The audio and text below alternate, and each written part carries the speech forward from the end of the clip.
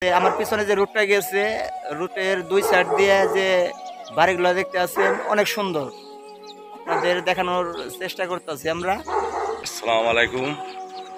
এই বুনাই দেশ খুব সুন্দর।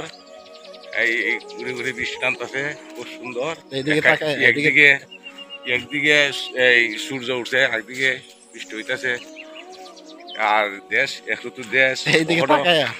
দেশ এক ঋতু দেশ। মনে করো ওখানে আম ধরছে, আমে বউলাইতেছে। আপনার কথা হয় না যে কুত্তাও কি করতেছে? কুত্তা কুত্তা তো কুত্তা, এদেশে কুত্তাও খুব সতর্ক। কুকুর কুকুর কুকুর কুকুরের মনে করো ওরা গেটে বিটতে থাকে, এই থালাই দেওয়া সিস্টেম করে রাখে, কোনো সমস্যা হয় না। এমনি বোঝা যাইব তোমার খাবার দিলাইব, কিন্তু খাবার দিব না।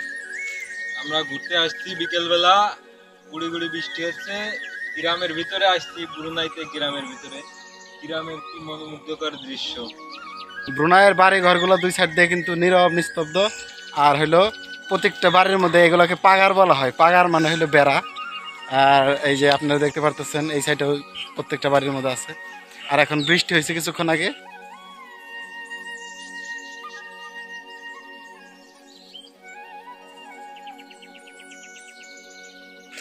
আমার খুব ভালো লাগে, মনে করো খুব শৃঙ্খলা জায়গা।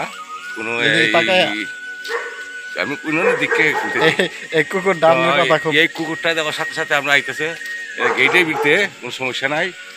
মনে করো যে আমরা এই বৃষ্টিও মাঝে মাঝে পড়তেছে, তবু আপনার মজুরি লাগে। ভিউয়ার্স, দেখতে পারছেন কি সুন্দর এলাকা। এটা একটা গ্রাম, কিন্তু চারিপাশের দৃশ্যটা মনোমুগ্ধকর। এরপরে আমাদের রিপন ভাই আছে। রিপন ভাই তো অনেক সুন্দর কথা বললো, আপনারা দেখতেই পারলেন। আর হানিফ ভাই, মহিম আঙ্কেল, সবাই। তো রিপন ভাই কিছু বলবেন? আহ